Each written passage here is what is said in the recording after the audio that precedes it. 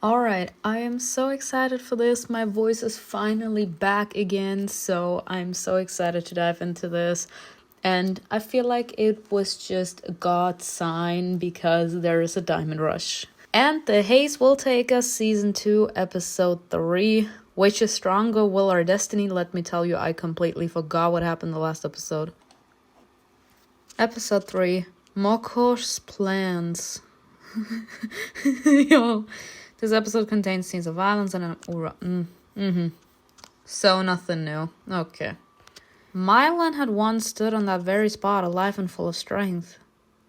Right there, he'd walked toward his doom and allowed the haze to wrap him in its damn fatal embrace. Could Simona have stopped him, talked some sense into the villagers? No, we could have controlled perhaps the maze. Oh, not the maze, the haze. I still think that if we are on the path of the haze, that we're capable to control them. Because it seems to me that we are capable to control the Kyoshe, or whichever way you actually call them. So why not be capable to control the reason that people turn into Kyoshe in the first place? Should she have taken the risk and tried to hold off the punishment? Sitting on the dewy grass, she couldn't help but think about it. I miss you. I feel so bad. I really do, because this actually shows how pure our character truly is. Like, she thinks, even though deep down I'm pretty sure that she's convinced that Mylan didn't do shit, but her being convinced or trying to force herself to believe that Mylan actually killed her sister, and yet sitting on the ground in front of the haze and actually grieving over having lost him, and feeling guilty that she didn't do anything like to stop the punishment. That just shows how pure our character is. She worried her lower lip between her teeth, almost biting through the parched skin, as if the pain could banish the gloomy thoughts from her mind. To make herself feel better, Simona bare her soul.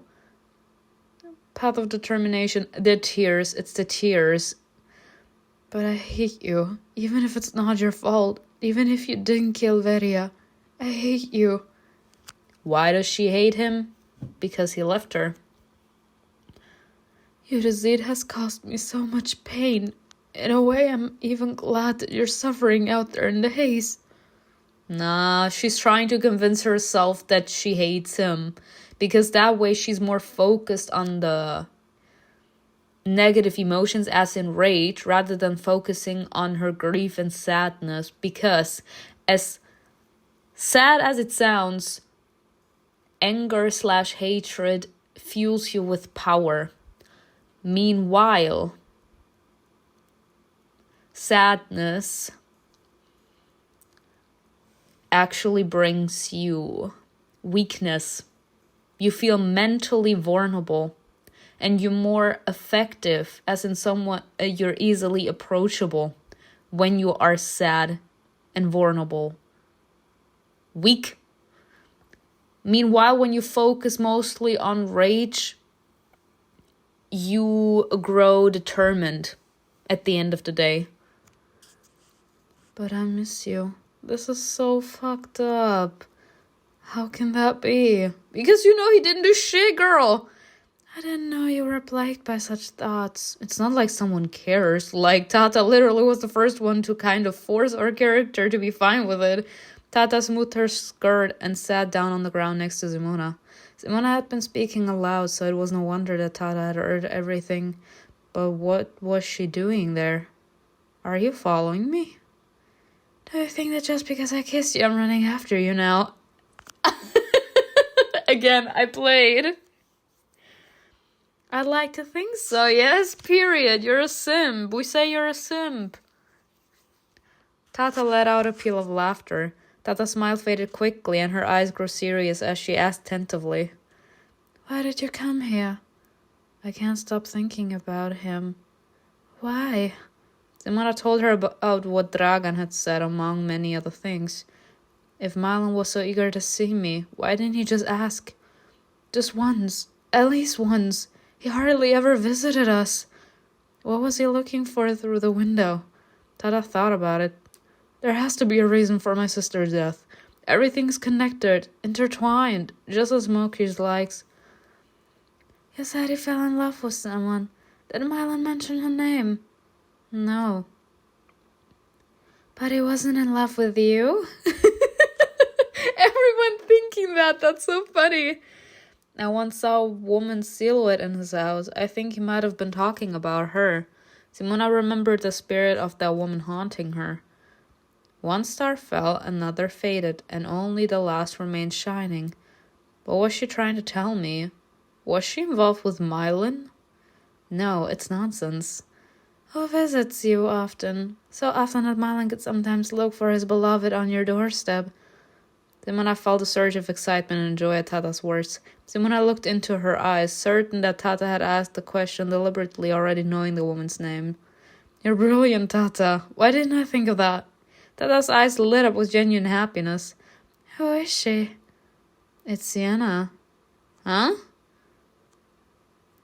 Sienna has been Mylan's sweetheart all along. Sienna? Am I slow today? Ooh! Yes, I was slow. The niece. It's the niece of the priestess. The high priestess still wasn't feeling well after her seizure. Her blind eye had seen too much pain from the dead, and she needed to rest before she and the rest of the priests searched for the bodies that had escaped from the hut cemetery. Sienna felt worried when Tata and Simona said they had come to see her and not the high priestess. Come on in. Simona was glad she'd been able to talk to Sienna alone without the high priestess. She had a gut feeling their conversation wouldn't be one she wanted to have in front of the old woman. Sienna was calm but too collected. Her stiff posture, clasped hands, and trembling lips only fueled Simona's suspicion. Simona looked at her face silently with an almost condescending smile, and only one thought was rolling through her head. Mylan loved you all this time. He searched for you among the crowd, and you gave no sign. What else were you hiding from all of us? Simona was furious, lost, disappointed. Honestly, going from my point of view, I would feel actually furious. Furious why? Someone I loved actually sacrificed himself, not just for me, but for you too. You knew, you were there, you saw it, and you did nothing. So that means that his love meant nothing to you. Disappointed? No, we weren't that close to her, there's no hope that we could have felt in her actually being capable to go with a good lack of judgment. Furious. Your choice will play a role in this conversation, What brings you here? Sienna tried to smile, and that trembling, uncertain smile of her disgusted Simona. I think you know. Sienna's hands darted nervously around the table, smoothing the tablecloth, moving the jug and anything she could reach. I don't know anything. Oh, she's coming with a bitch-ass attitude? I did tell you. Rage. I have a question for you. Tata wandered around looking at the altar, amulets, and herbs aimlessly. Sienna looked at her sidelong warily as Tata unwittingly drove her to the edge, smiling all the way. What do you want to know? You're a Mylan's lover. Simona didn't bother asking, but she said it firmly, because the pain in Sienna's eyes dispelled all her doubt. No, it's not. No, it's not what? Stop lying! Simona took a menacing step toward her. Her words sounded so angry that she even scared herself. Sienna's feelings suddenly burst out. She trembled violently. She sank into a chair, buried her face in her hands, and burst into tears. Simona didn't move. Mylan was hurting too. But where was she when he stepped into the darkness alone? Did she hug him? Did she comfort him? Tata flattened herself against the wall, startled by poor Sienna's outburst. I give no damn. You want my sympathy? Then you better earn my sympathy. Because as of right now, babe, you dug yourself a hole. What's wrong with her? What did you do to my sister? I nothing. Mylan lied for you, didn't he? No, Did you kill Vedia because she found out you were a witch? That thought stirred up all the base, cruel feelings Simona had been holding back. I don't see any other reason, otherwise it makes no sense. Simona squeezed Sienna's shoulders and shook her. Stop crying! I want the truth! Why are you scaring her? Sienna almost hung limp in Simona's arms, but her fear at being wrongly accused forced her to pull herself together. Sienna fell to her knees in front of Simona and wheezed, scraping her throat raw with a frantic whisper. I'm not a witch. I would never have willingly killed your sister. Willingly? So she was forced, but she still did it. Daddy has always been so kind to me. And Mylan, I have wronged him. I didn't even say goodbye to him. That's why you need to be a scapegoat, bitch. You watched him leave, along with everyone else. Sienna's knees trembled so badly that her legs nearly gave way, so she sat down on the chair again. I'll answer all your questions. It's not like I would give you a choice, bitch. When was the last time you spoke with Mylan? That terrible night he came to me. He came in form of a kyoshi. Ah! Did he talk to you? Sienna nodded, wiping the tears from her eyes. Mylan said he was lonely there. He said we don't belong here. What's that supposed to mean? Oh my god, Tata, that face. Sienna shrugged her shoulders. She shivered, remembering. Why were you hiding the truth from everyone? Mylan said it was because of your family. Sienna glanced at the door that led to the sleeping high priestess.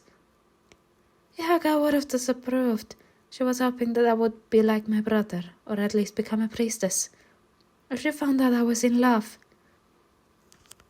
Not them also being like, yeah, you're a priestess, so you can't fall in love. That's the exact same mentality that she's trying to push onto her brother. I forgot his name, but we all know who I'm talking about, right? Sienna choked on that word, but continued. She would have been disappointed in me. And you think hiding is gonna make it better? Again, sooner or later the truth will come out, ladies and gentlemen. So whether you actually drop the bomb now or someone will find out later and tell on you, or the person will find out themselves, it won't really make a difference if you ask me.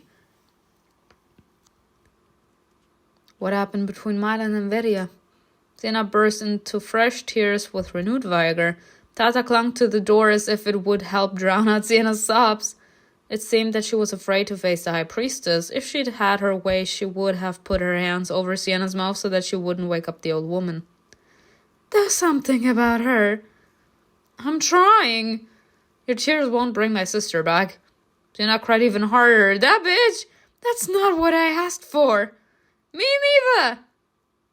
It took Sienna some time to calm down completely. She wiped the last tears from her cheeks, sniffled, and began to speak. Each word was an effort, as if they stabbed her like sharp daggers. Mylan didn't just talk to me that night, but also to Mila. Mila and Veria had a falling out because of you. Without replying, Simona ran out of the house. You're trying to tell me that this is my fault?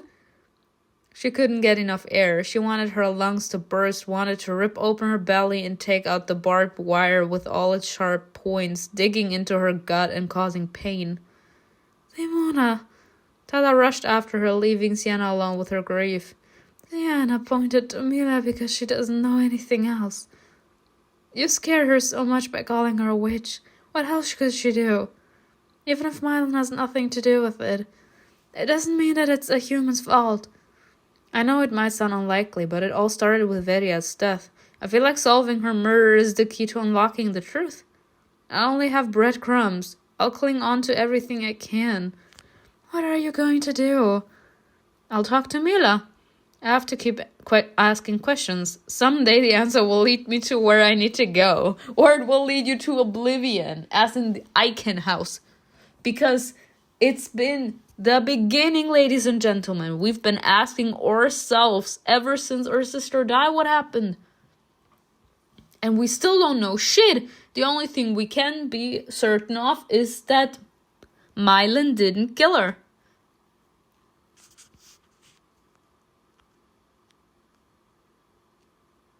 Simona knew where to find Mila. Furiously and giggly, Mila loved male attention, and even in gatherings, she never passed up an opportunity to share a drink or two in pleasant company. Despite her internal struggles, Simona reluctantly put on a dress and combed her hair.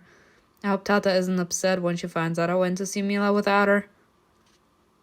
Y'all, these outfits that they be putting here, look at this.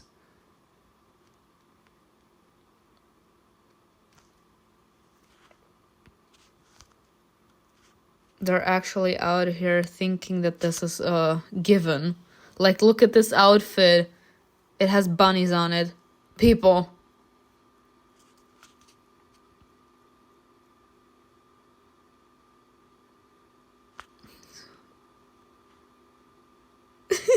Y'all, it looks like we're going out in the bathrobe. You know what? No matter.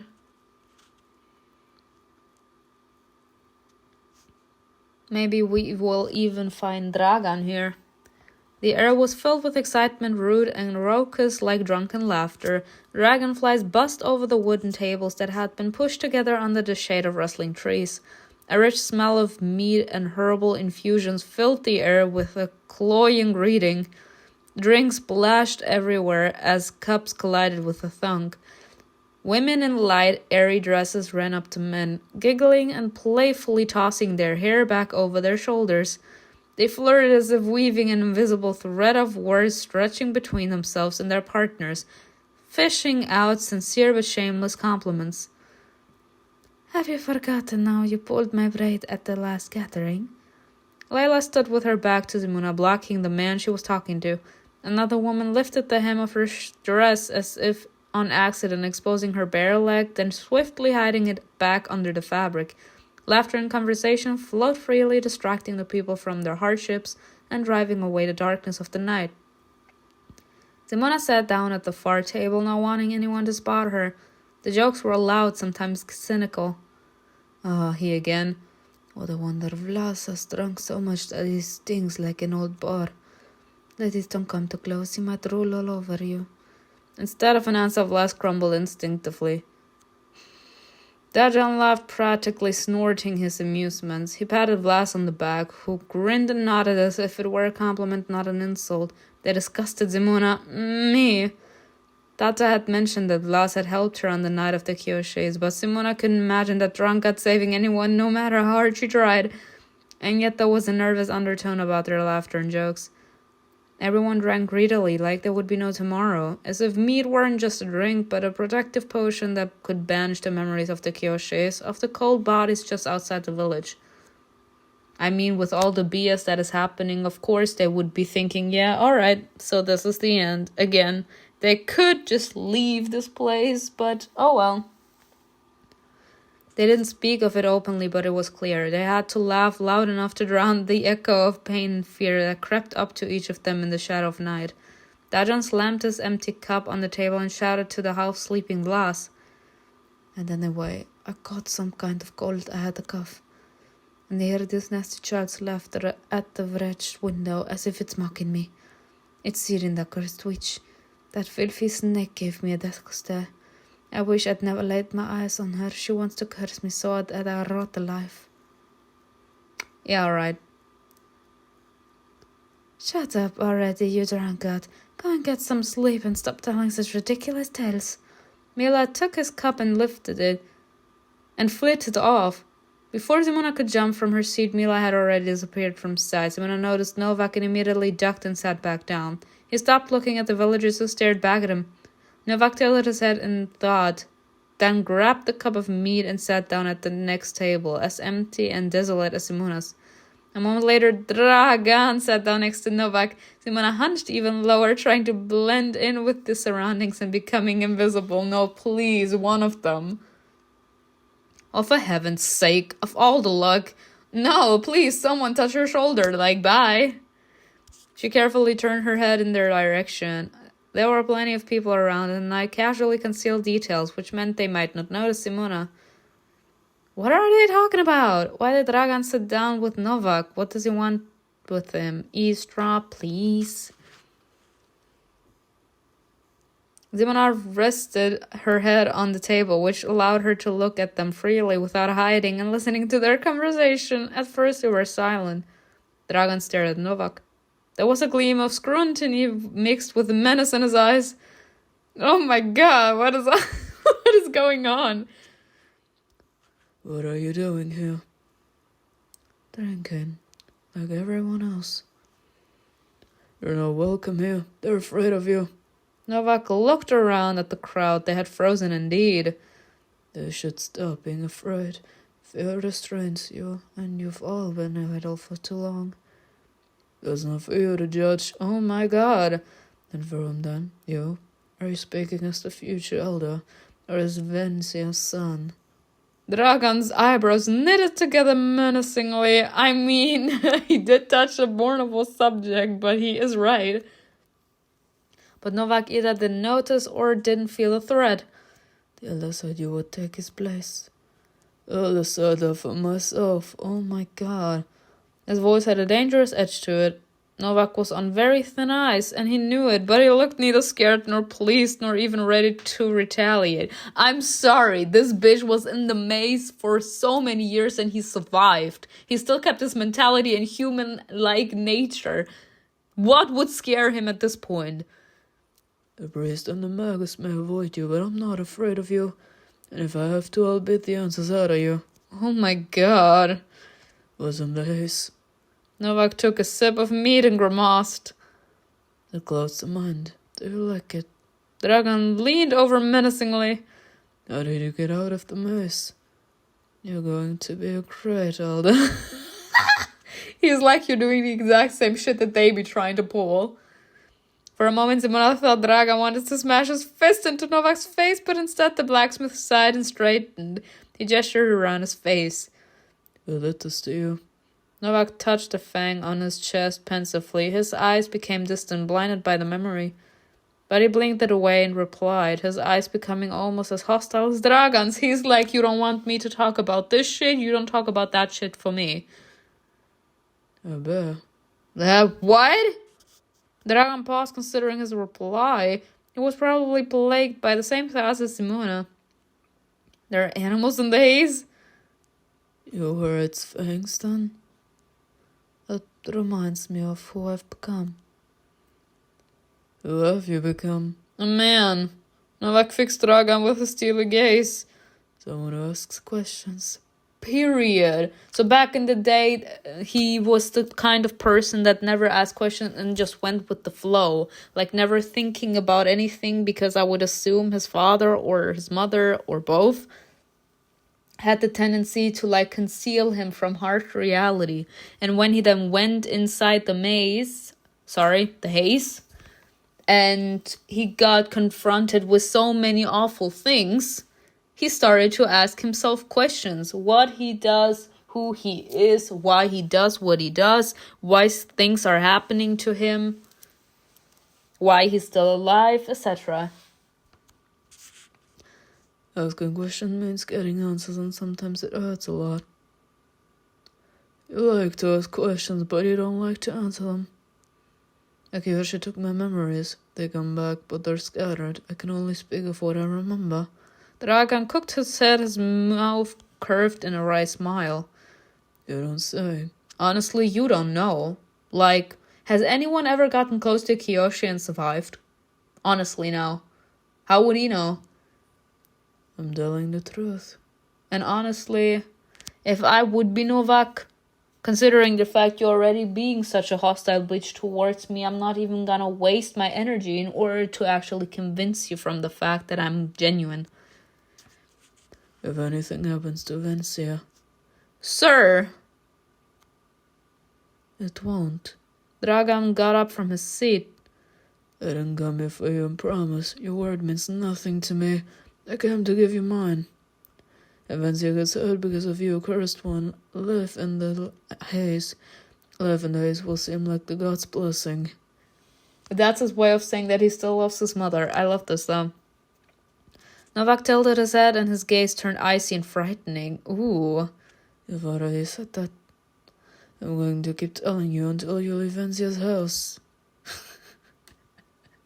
Honestly, I think this is fucking funny. His mother took this man in, and now we got Dragan saying he needs to get out of the house. Without waiting for a response, Dragan left Novak and returned to Kalman, who was waiting anxiously. Simona never got up. She left her head resting on the table, hiding in the shadows behind the backs of the revealers. Dragan and Novak's threats had failed to ruffle each other's composure and instead reached Simona. They scared her and left a bitter taste in her mouth. All these years, the villagers have been united against a common foe, the Haze. Have we come to the point where we're scared of not only the evil spirits, but also each other?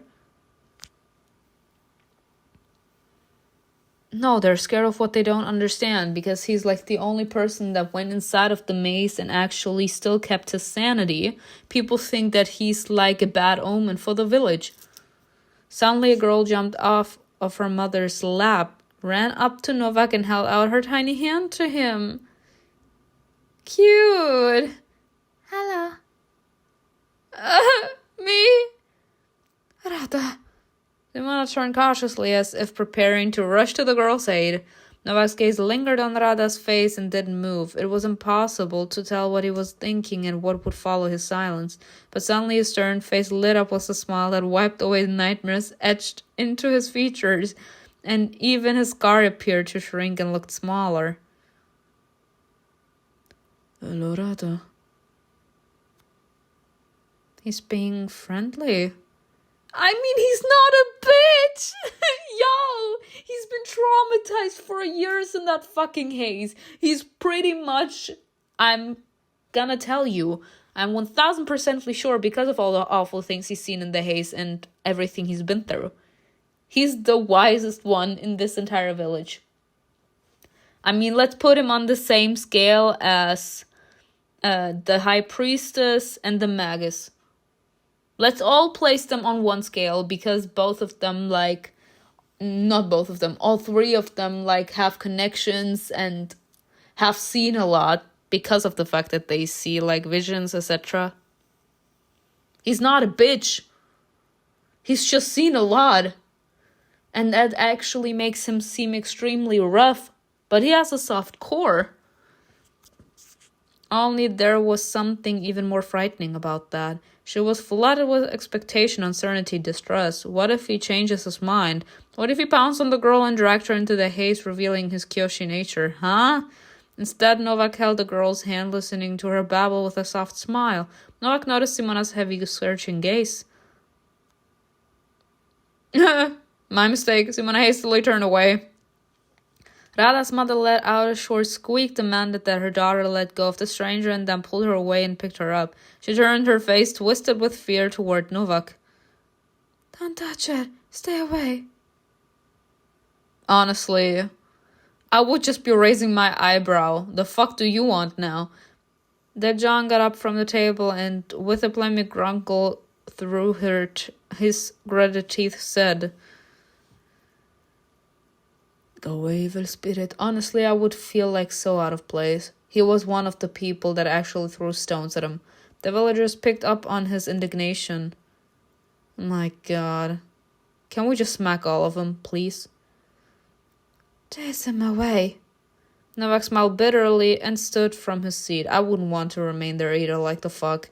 Passing by the woman and the girl, he paused. The girl's mother shuddered, but he just bowed slightly to Rada. Yes, she's the only one that is actually showing, like, humanity. Let's just say like this. She's, like, the only one well-mannered here. Cute. As he walked away, something tightened painfully in Simona's chest. We feel compassion in comparison to those bitches, but her attention was once again captured by Mila, fitting between the rows of tables.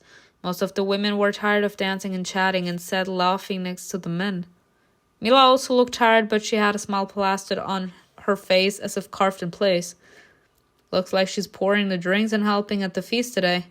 Simona slowly approached her, intercepting her on her way to grab a fresh jug of mead. Mila. Her voice was soft but laced with determination. I want to talk to you. About what? Mila flashed a dazing smile and tilted her head, allowing her hair to cover her flushed cheeks. Can we step aside? There's too many people. I can't. Whatever you have to say, you can say it right now. She drew out the words, her voice sweet like honey, cloying and laced with mockery. You spoke to Mylan when he was a Kyoshi, didn't you? Mila froze and leaned on the table lazily, cast a glance at the guests, and finally looked at Simona. What? Did I touch a nerve? Maybe I did. Simona took a step closer. Mila didn't pull away and didn't flinch, but she tilted her head slightly. She felt a strange satisfaction at the thought that Mila might be afraid of her. What did you talk about? What did he tell you? Mila's eyes darkened like she'd been expecting the question. The air of arrogant bravado she'd worn like a costume disappeared, leaving her naked in front of Simona's anger. I don't remember. I was very scared. I didn't listen to him. You had a falling out with Veria. What did she do to you? What were you talking about? You and Mylan. What were you hiding? Simona tried to remain calm, but the tension made her voice sound sharper than she'd intended. I had nothing to do with it. Mila's angry voice eased her doubts, then as if trying to disguise her fear, she added, You and your priests forget that sometimes people can be worse than evil spirits. Mylan confessed.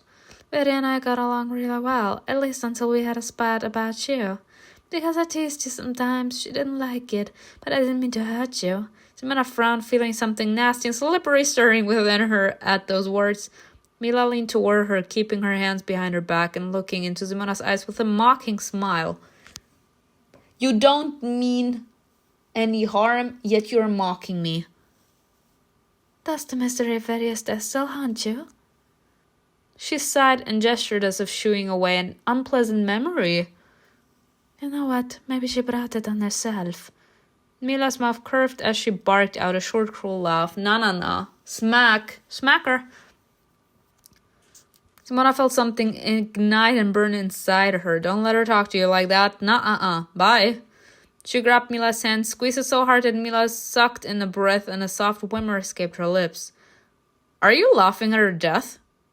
Mila tried to pull away, but Simona had a firm grip, period. You let her know. Everything was silent for a moment. Laughter and conversations died down as all eyes turned toward the unexpected scene. Let me go. Mila jerked to one side, but Simona didn't let go. She could feel her pain and rage distorting her features. The next moment, Mila smacked Simona's wrist and jumped back, rubbing her hand. You've lost your mind. She spat out the accusation, her gaze no longer scared but hostile, almost predatory. Mila took another step back, suppressing her anger, and added, Touch me again. Mila pursed her lips and shook her head as if rethinking the careless words that had almost escaped. What will you do? Kill me? Mila clenched her fists, breathing heavily. Their quarrel was interrupted by DRAGAN. What's going on here?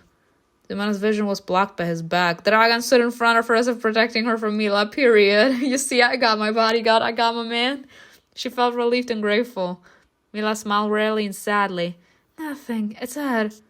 You better go. You have work to do. Mila picked up her jug. I have a lot of work to do. She was careful to avoid Simona and walked away afraid. As if afraid that Simona would attack her again. It looked ridiculous and Simona couldn't suppress a triumphant smirk. So you're happy? Not at all. When Mila fit off to the other tables, DRAGAN asked, Why are you here? DRAGAN, can you help me? This motherfucking bitch! We had the backflash in season 1 where this woman wanted to jump this man's bones. Simona? DRAGAN didn't take his eyes off Simona. He's like, bitch, you can talk whatever you want. I could really care less. Bye. I don't know. Right now, I just want to go home. May I walk you home? Mila's waiting for you. Bitch, don't you see that he could give more damns about her? Don't be so stubborn. Period. He's like Mila who? He's not even actually taking her into consideration. DRAGAN. He's like, bye. Have a good evening. Simona disappeared into the night. She hoped DRAGAN wouldn't follow her. But when he didn't move, she felt a stab of regret and resented herself for it. That little bitch. Her feet carried her toward while her thoughts reeled with endless questions. Mila.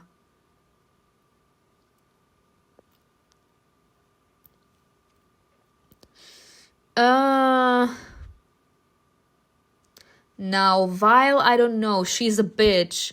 But honestly, I would have to say she dislikes me as much as I dislike her. Because if you actually felt the need to add that in there, then you're a bitch. She's always smiling, but I know there's anger behind her smile. Now that Veria's gone, she doesn't have to hide her feelings. But could she have harmed Veria? Simona wasn't aware that she'd walked past her house and only broke out of her thoughts when she noticed Vencia's house in the distance. We want to know if this bitch is fine. At night, fog covered the ground, stretching out and clinging to the old roof with its claws. It was as if it were trying to pull itself up, climb onto the roof, and settle there like a stray cat. But all the cats were gone. Instead, Vencia had to tame the darkness itself. Simona stopped. I've wandered too far. I'd better go back. But something drew her onward. What was the stranger doing within the walls of the forgotten house? Sleeping, praying, or maybe he wasn't home. Peer into Novak's window. I won't go inside. I'll just take a look around. She crept up to the house, treading carefully on the ground. Her feet sank into the soft grass, but Simona felt as if she'd woken every evil spirit. Simona froze at Novak's window. She listened to the rustle of the wind. Starlight glanced across the shutters, and Simona slowly grabbed the window ledge and stood on tiptoe to look inside. The darkness of the house seemed thick like swamp water. Simona nervously swallowed as her mouth had gone dry with fear. I should keep my distance from him, not go up to his doorstep. Her eyes gradually adjusted to the dark, and she could make out the outlines of arrows carefully laid out on the bed and a familiar blindfold on the bench. Why would he blindfold himself? Because that way you don't have to see things. He came out of the fog wearing a blindfold, but he hasn't worn it since he settled in the village. Period. Like, imagine seeing that you're surrounded by zombies again in order to survive. I don't see anything. I don't know anything. To survive. A soft voice sounded behind her and she flinched as if he'd hit her. She backed away but almost tripped over a root hiding in the grass. Simona turned around. Novak stepped out of the shadows and his eyes gleamed in the night, reflecting the moonlight. Huh? Why did you come here if you're afraid of me? Because we're a curious bitch. He spoke softly, almost mockingly, moving closer and closer to her. How could the blindfold help you survive? Novak took another step and Simona had to press herself against the wall to maintain the distance between them. Then your priests stole you? They're not eager to share their secrets. Neither am I. He took another step, the last one as if silently warning that if it was up to him to decide how close they would be. Honestly, again, the determination. He said, I'm the dominant bitch. But his gaze softened and he spoke with warmth rather than contempt. My father was a priest. The evil spirits shunned him, but not me. We met Kyoshis wandering thoughtlessly through the darkness. We met Mavkas. My father blindfolded me so they couldn't control or lure me. Novak stared into Simona's eyes as if he were trying to see everything she was hiding at the bottom of her soul. So, the Kyoshi are capable to turn you into one of them if they look into your eyes? It's hard for evil spirits to control you as long as they can see your eyes. Period. Boom. So that's why the priests need those masks. I was starting to think they were scaring people. Over the years, I've learned to wander blind, to see without my eyes. You said I was glowing. You said I called you here. What did you mean? I don't remember saying anything like that. I don't remember how I got out. His voice changed, becoming dull and disappointed. Simona worried that he'd stop answering her questions. Your weapon, do you use it against evil spirits? Novak tilted his head and nodded curtly. I made the bow from a dead oak tree and bowstrings from an animal tendon. The arrows are made of oak wood.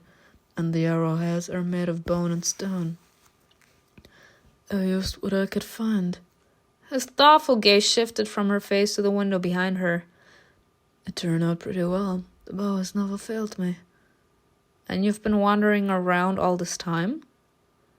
The seasons didn't change in the haze. There was no day, no night. Because of that, time dragged on forever. But how did you get there? It's no secret, haven't you heard what people are saying?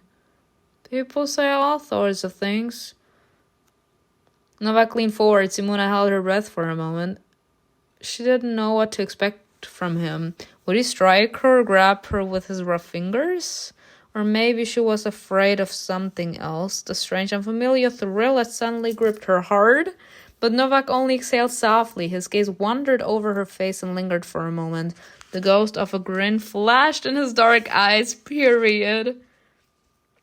He leaned very close to her so that Simona could feel the warmth of his breath, and slowly, almost gently, reached behind her. The shutters creaked softly as he closed them. His room was gone, hidden behind the wood panel. I like your curiosity. What is happening? He smiled, and his smile was warm, almost like a hug. Cute. I really like it. No, I can't. I understand why he's saying this, though.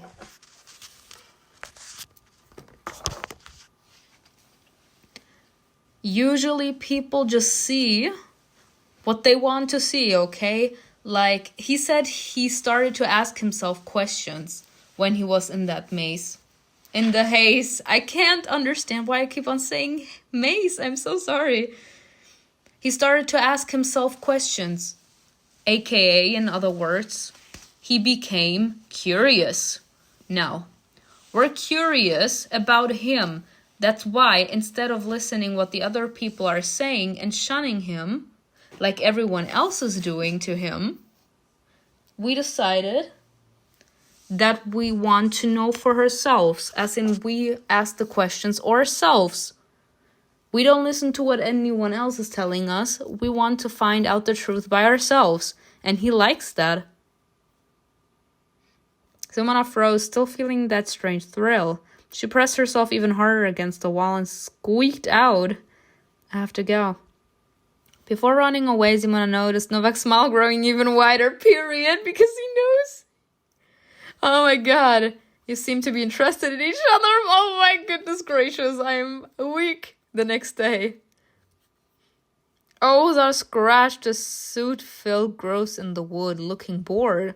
Simona's father bowed his head subserviently once again. He muttered differently.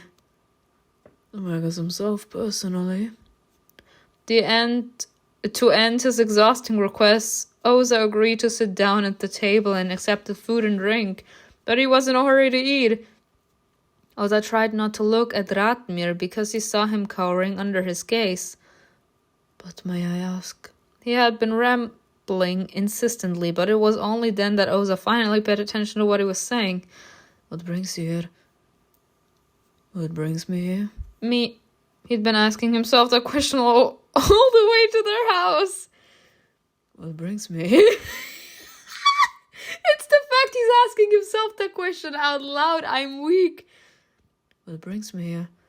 His face warmed from a phantom touch and his heart squeezed with rage, not at others but at himself. Yes, because he's exactly doing what his mother is actually warning him of. His heart is supposed to belong to the gods, and his heart does not belong to the gods anymore. It belongs to us.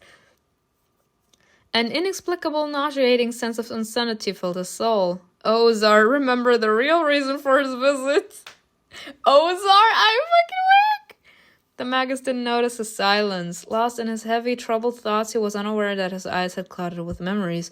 He was drowning in the swamp of those thoughts, getting tangled in the weeds that pulled him to the cold, dark bottom somewhere he couldn't escape.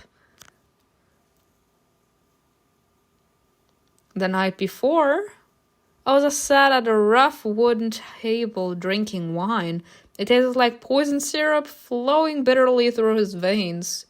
People around him were laughing, shouting, and stamping their feet, but he didn't share their joy.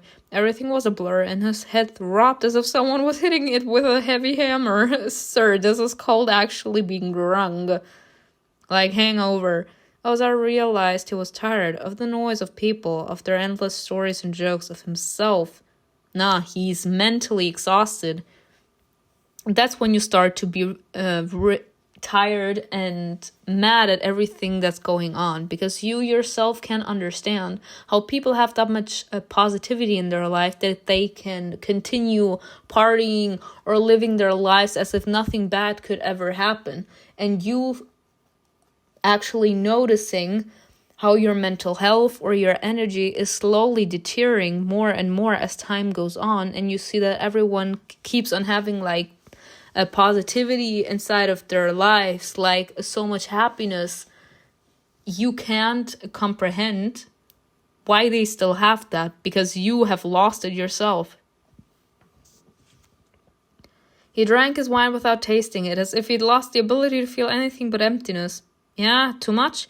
Women fussed around him, flapping their white handkerchiefs, whispering to each other and casting bold and hopeful glances at him.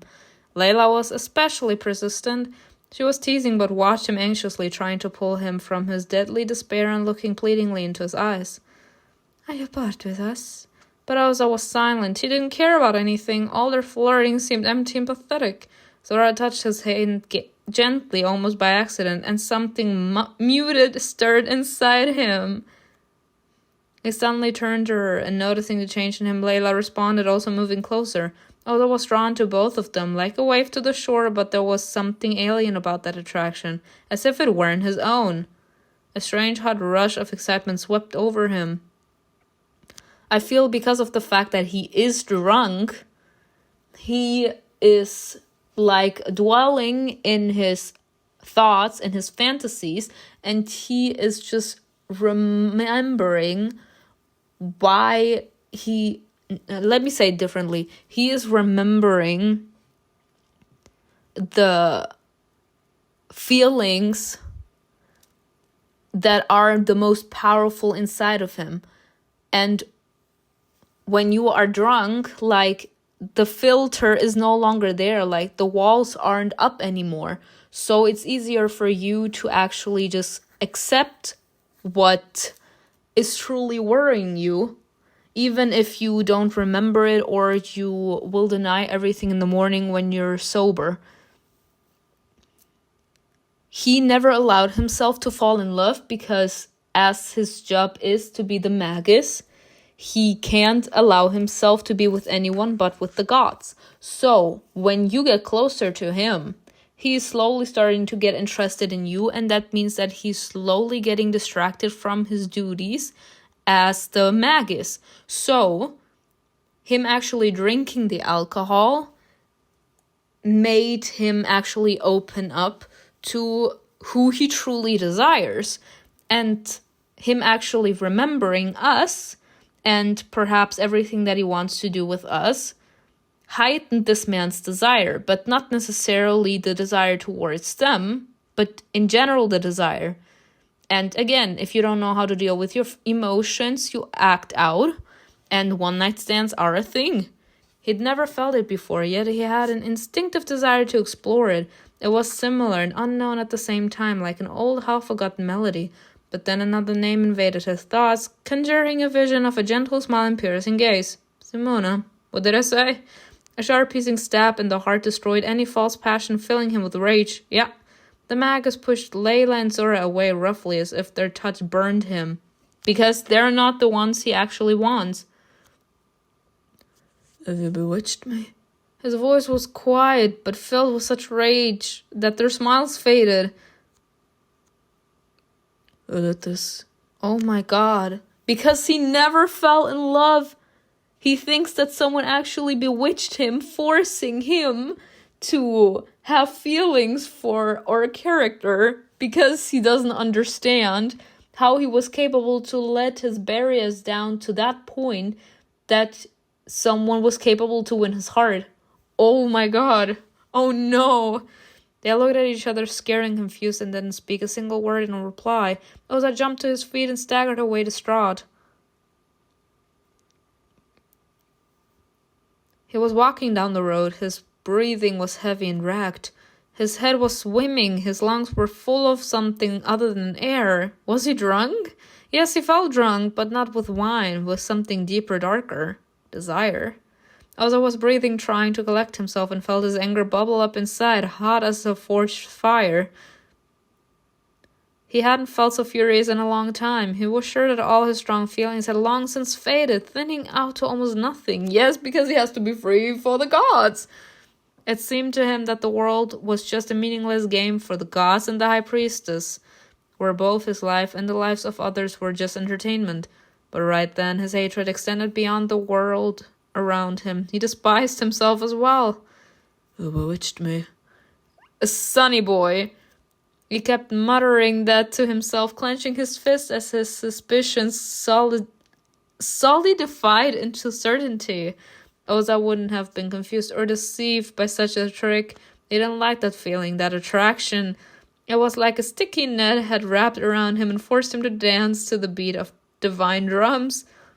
But he was still feeling off, and soon found himself on the witch's doorstep. SIRIN took one look at his face, assessing what might have brought him there at such a late hour, and silently let him in. Shadows danced across the walls as candles flickered, but SIRIN didn't ask questions. She stood in front of him, tense and ready for anything. The air was still, like before a thunderstorm. You bound me with a love spell? What the fuck? He was calm, but there was a threat in his voice. Du Huh? lille Sora. You're a witch, SIRIN. This is your doing. People like you are always getting mixed up in this kind of thing. Everyone blaming her. She's literally minding her fucking business, yet everyone still finds a way to say that it's her fault. Yet they are so fucking hypocritical that when they have a problem, they go to her. SIRIN pursed her lips, her face fell. The magus calm frightened her, and she swallowed hard, trying to hide her mounting fear. Why would I do that? I couldn't help but notice that Simona has a special place in you. Well, and since you noticed that I have a crush on her, you felt the need to get involved. I am wheezing.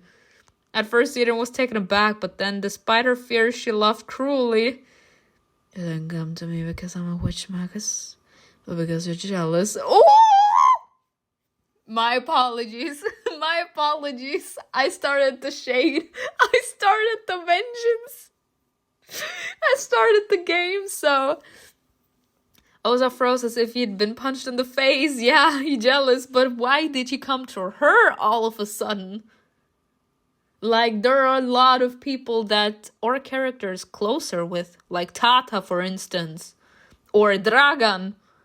It would have made a lot more sense if Oza would have went to DRAGAN or to VOLOT, because these two have been already at each other's throats because of her character. Why did he feel the need to go to her? A wry semblance of a smile curved his lips, but his eyes were empty and tired. He stared at her for a moment longer, as if trying to determine whether she was really capable of what he was accusing her of. But there was uncertainty in his silence. Something was breaking inside him. Without saying another word, the magus turned around and left, slamming the door. Her saying that he's jealous was enough for him. So there he was in her house. Bye. Oza brushed the strange thoughts away like troublesome insects, but they kept coming back. He couldn't even shape them into anything coherent. That feeling had no words, only a name. Simona. Wow, if Oza has been bewitched into loving someone, it wasn't you. So why do you feel his every thought? Because he obsessed. Magus? Oza looked up sharply.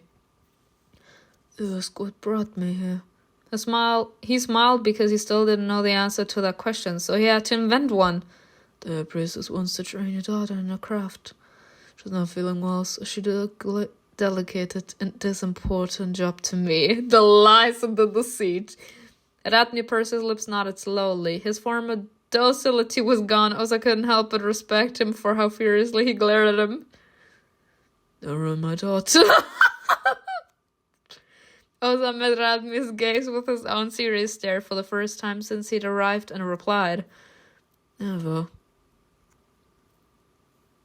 Zimona flew down the stairs, bare feet barely touching each step, and froze in front of their guests. She drew an uneven breath and nodded, trying to keep her back straight. We can go now. I'll be back by nightfall. Don't worry about your daughter. Peace be with you. The Magus bowed his head and opened the door, letting Zimona go through first. Oh my goodness gracious, we did just start something. They walked side by side down a path overgrown with damp greenery. Zimona remembered the way to the bones of the gods. The forest didn't frighten her as it once had. The evil spirits didn't dare to approach them, but lurked in the shade of the foliage, following in their footsteps. Zimona...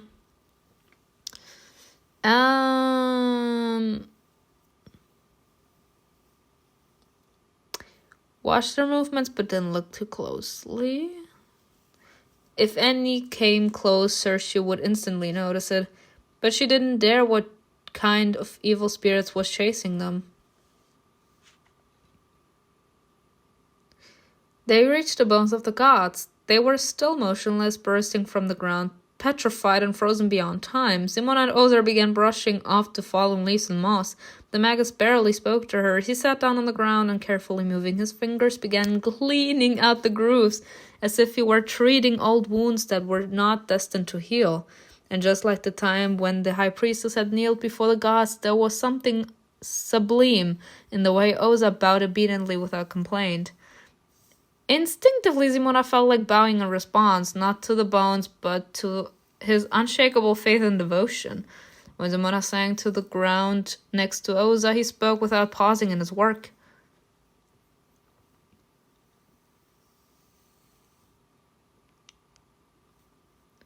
Once the gods lived among the people. They walked the earth beside mortals. Their huge hands could shade the entire village. They helped, but they also punished. A power filled the world, flowing through the wind and water. His lips curled and raised his blazing eyes to one of the gods. Now they have only a fraction of the power left. We all, you, the High Priestess Vencia, and I know only small fragments. No one sees the whole picture. And seeing Parent's lightning for the first time wasn't just for show. It was a warning. But now the gods are silent. They're waiting. They're wasting away. And soon there won't be even a whisper left of them. OZAR was unusually serious, which unsettled Zimona. She just learned not to be embarrassed under the scrutiny of his laughing eyes, and now she had to get used to the bitterness lurking in his gaze. What do you want, Zimona? Would you like to go to the gods to come back? Zimona shuddered at the question, looked at her clenched fist resting on her lap, and she said quietly, "No." The next instant, OZAR grabbed her wrist, pulled her to him, and breathed. Wrong answer. What? His eyes flashed. There was a fire in them that frightened and mesmerized her at the same time. There was something more in his voice than reproach, as if he'd been hoping to hear a completely different response. Without taking his eyes off her, he whispered, I don't know what's wrong with me. Opposites attract again. This man can't control himself anymore. He leaned forward, pressing his forehead against hers. What's wrong with you? Don't push him away. Zimona couldn't calm her heavy, frantic breathing. OZAR tilted his head, keeping his forehead pressed to hers. His lips moved a little closer to hers, and he whispered, No, what's wrong with me? What's wrong with me? Oh my god, I feel so bad for him, but this is so fucking cute. I've been asking myself since last night, or maybe even longer. Zimona pressed her hands against his chest and gently pushed him away. OZAR didn't resist, as if he were completely drained of energy, and backed away obediently like a doll. I mean, it must feel frustrating as well. Like that everyone knows or expects you not to actually care about anything or anyone, to the point where you feel like you actually can't, and you are forcing yourself to deny what you as a human being need, and then when you have it, you feel like it's out of reach for you. And again, the forbidden fruit. He squeezed his eyes shut, as if he were hurt or ashamed or both, and said wearily, It shouldn't have been the other way around. "Oh." Oza opened his eyes and fixed his gaze on Simona. The other way around. Have you gotten so carried away that you've become tangled in your own web? He hesitated before replying. Maybe. Huh? When Oza looked at her lips, something predatory flashed in his eyes. He leaned a little closer, perhaps unconsciously, but stopped himself. The mag's breathing accelerated. Simona could feel his heart pounding. I want to do something. Will you let me? The what? Oza brushed his fingers over her cheek, barely touching her skin. Simona froze, her eyes widened. He leaned over to her.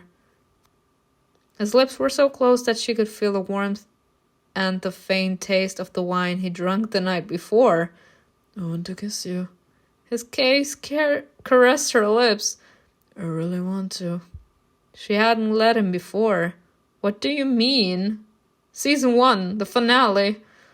But in the moment she didn't back away from him, instead parting her lips lightly as if spellbound. Honestly, then do it. Oza let out a breath as if her answer had stirred him up, awakened his dormant feelings. He didn't hesitate and pressed his lips to hers. Simona flinched at the contact but didn't pull away. Instead, she returned the kiss, overcome with emotion. She responded clumsily at first, but with unexpected passion, opening up to him, tearing off the mask of indifference. She let her arms drift up, wrapping them around his neck, digging her fingers into his hair. Even though she knew the taste of other people's lips, she had no idea what a kiss could be. Oza's lips opened a whole new world for her, a world where there were no words, only desire and wordless response. I'm shaking. She really was shaking, but she couldn't say anything. The magus deepened the kiss, opening her lips with his tongue, invading her mouth demandingly, and Simona allowed him to do so. He caressed her tongue with his, tracing the delicate line of her teeth, and she responded to his kiss with a burning urgency that made Oza's head spin. Simona felt something spreading inside her, hot and sweet. A passion she'd never felt before was rising to the surface like a flame bursting out of the ground. Honestly, I think it's fucked up that we still didn't get the opportunity to fucking kiss. Dragan, please! She squeezed his shoulders, feeling everything around her disappear, leaving only him, his lips, his hot breath, his body. Wait. Simona was panting, whispering words neither of them wanted to hear. Why? His ragged whisper shattered all vestige of self-control and made her feel weak, stunned. Why? His long, slender fingers were strong, but held her gently with a fierce tenderness. His touch had a tapestry of feelings, excitement, caution, wild impatience, and reverence. Oza pulled away only to look at her face, her glowing cheeks, her trembling lips swollen from his kisses. She was so beautiful in that moment, vulnerable and passionate at the same time. What?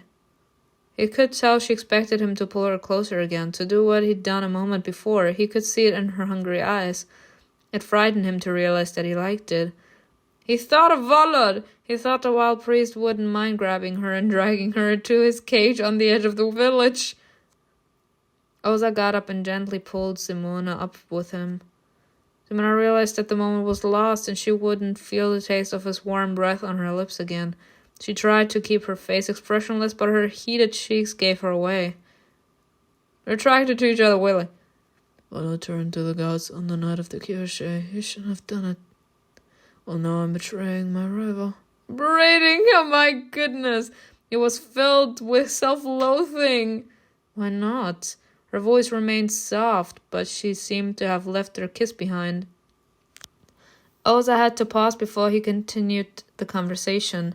There was something deeply mortifying about their effort to behave as if nothing had happened, yet they continued to play along. They were hiding from a truth they weren't ready to discuss. All the gods have grown even weaker, and we can't count on their help. But if they're so weak, why did they answer the priest's call? I don't know. I wasn't there. Maybe they were protecting him. Is VOLOT so important to the gods? What's his destiny? Oza looked over the bones, pleased with what we saw. With what he saw, he suggested that he return home. Simona wanted to touch her throbbing, swollen lips. Her heart quickened every time she looked at Oza. The magus and I, how's that possible? What if I'm just another woman who passes through his life before being forgotten? What if I become a shadow chasing after him, longing for his affection, his genuine interest? She didn't want that, so she decided to lock her heart away until she was sure that Ozar would take care of it. The magus walked ahead along the well-trodden path. Simona followed his footprints, playfully setting her feet in the same spots he had just tread. They didn't speak, and even the forest was silent. Tree trunks towered all around like mountains, but Ozar wasn't looking where he was going, as if he could sense every obstacle in his path. He seemed to know where each sentinel stood, as if the path was forming right in front of him. Simona stopped to listen. She stared intently at the gap between the trees, where she could hear an indistinct voice. What's the matter? Can't you hear it? Ooh! What's wrong with you? Yeah, it happens. It's calling me. Oh my god. Who? I don't know. Destiny! Honestly, let's be dramatic. There's a go then. There? If Dustin is calling, you shouldn't ignore it. Is the call coming from there? Elsa pointed somewhere between the trees. Simona nodded uncertainly. The magus fearlessly charged into the depths of the forest, and Simona had no choice but to follow him. I am fucking weak. They proceeded forward so fast that the tree trunks merged into a solid blurred stripe. Elsa was chasing after something he couldn't hear. Simona tried to guide him, but from time to time she begged him to give up that absurdity and return to the village. Suddenly the call ended as abruptly as it had begun. They saw a shrine hidden in the thickets and darkness.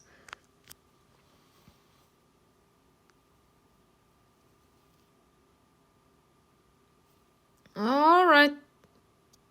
3 wooden idols stood covered with moss and cracks, gnawed by time and forest creatures. An abandoned shrine? Not entirely abandoned. Yeah, are we seeing the animals? Oza pointed to the path that snaked through the bushes and led straight to the idols. There was a clear trail of footprints on the ground. The magus and the priestess came a little closer. The statues were short and crudely carved, but each of them carried a message. The first idol depicted a woman with a soft but stern smile. A bird flying upward was carved on her chest. The second idol had no face except for its deeply gouged eyes, 2 dark hollows. The third idol looked straight ahead. Its head was wretched in wooden stars. Oza pointed at the first statue. It's turned toward the sunrise. The carcasses of dead hearts left behind from recent sacrifices lay on the low altar. Bones from past offerings crunched underfoot, and feathers of dead birds stuck to their soles. We're deep in the forest. Ordinary villagers don't come here. Who could have done this? And why build a new shrine when the village has one already? I see 2 potential reasons. Either they worship someone else, or they live and not in the village but somewhere nearby in the forest.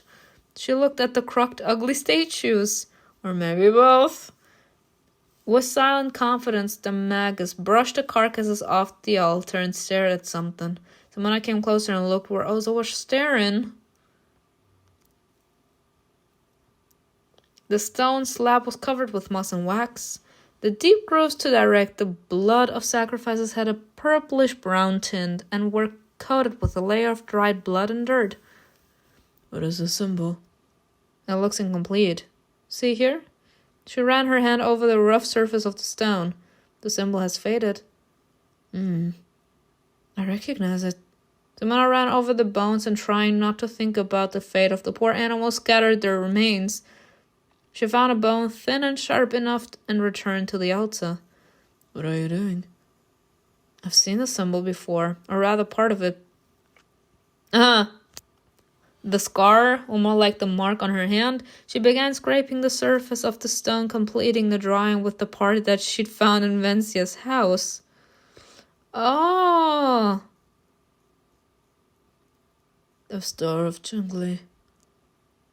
The symbol represents the unity of Prav, Vav, and Nav, symbolizes the path to knowledge and personal enlightenment. But there's nothing in the middle. I think that was done on purpose. What for? Whatever is placed in the center will determine its meaning. Or maybe it's something else. If there's nothing in the middle, it means that the symbol is missing the faith and wisdom of the ancestors. Regardless if everyone places their own meaning on their amulets. As I looked at the idols. I don't know who made this, but they believe in something and they're waiting for something. Simona couldn't take her eyes off the star. One star fell, another faded, and only the last remained shining. What are you talking about? Nothing. 3 stars, 3 idols. What are they trying to tell me? You solved the mystery of the symbol. As I looked around. Let's go, this place is evil. Do you think so? Simona wanted to get down on her knees and stay there wrapped in the warmth emanating from each idol. She wanted to learn the history of everything she saw, plunged into the truth and dissolve into it, become a part of it. I feel so calm here. This place summoned you. His words sounded like a reproach, but he had no desire to accuse her openly. Looking into his cold, weary face, Simona realized that he didn't know what it all meant either. She straightened and smiled obediently though they both knew that she would be less submissive after that. They discovered something that neither could forget so easily. Let's go.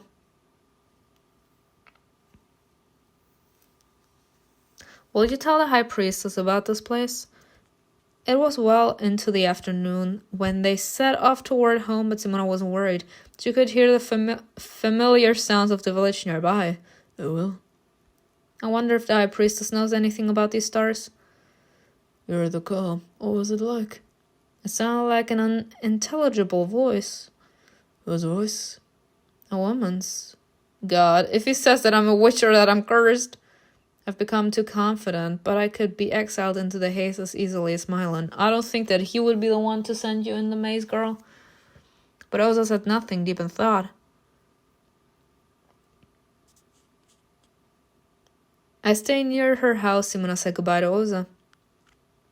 He walked her to her doorstep so that the father wouldn't worry and blame the poor Magus. Tell the high priestess may her strength be restored and may she recover soon. Oza nodded, but his thoughts were somewhere else entirely. Simona's body responded to the lingering, meaningful silence. The Magus remembered their kiss, and so did she. Oza reached out for her, and for a moment Simona thought she would pull her back to him and press his lips to hers again, but he didn't do that. His hand moved a little higher, and he pressed his cold fingers against her forehead. His full lips released a whisper that only she could hear. Well, the gods go to sleep, Simona. She wanted to ask him to become her guardian so that his hands, his love, and his affection would warm her during the night, but she didn't do that, and she would never say it first. I'm too proud for that, bitch! Oza dropped his hand, turned around, and walked away. Simona waited for him to turn back to her, but he didn't. Whoop. Let's hope for the next time. Simona sat on the porch, propped her chin on her folded hands, and began to think about what she'd seen. Her heart hammered against her ribs, her head fell heavy, and her hands trembled helplessly. She had been weakened by an ominous feeling, but she hadn't fully accepted it yet, so she decided to rest. But suddenly strong fingers grabbed her by the collar and lifted her up like a hare over an altar. The fuck? VOLOT? Simona kicked her legs helplessly as she was raised to Volot's eye level. What? What the fuck? VOLOT? Her gaze sought an answer. She wanted to scream, to ask what he was doing, to beg for mercy. His face. His eyes told her everything. There was a chasm between them, and he couldn't hear her screams and pleas from the other side. VOLOT didn't see her, after feeling that he's being possessed. He was as alien to her as the shadows. Something terrible was about to happen. Her body began to struggle. She grabbed his hands, his face. She fought, scratching and kicking. Her heart was crying, but not a single word came out of her mouth, one plea. Instead of screaming, she could only let out a faint, helpless whimpers. But inside Simona felt something else, surrender. She had already accepted the inevitable. Simona realized that she would die there in his hands as soon as she looked into his eyes. She would die at the hands of the person she'd least expected, not a stranger, but someone who had once been her salvation. Whose touch had calmed her rather than terrified her. Only then did Simona realize how much power and cruelty was in his hands, and how gentle he'd been with her until that moment. the tears, but it don't make sense. And then she felt a sharp pain, the tip of his dagger. The very dagger he'd once used to save her sank between her ribs. Pain tore through her body and blood pooled in her abdomen. That don't make fucking sense! The last thing she saw was the upside-down tree behind VOLOT, and a strange thought flashed through her mind.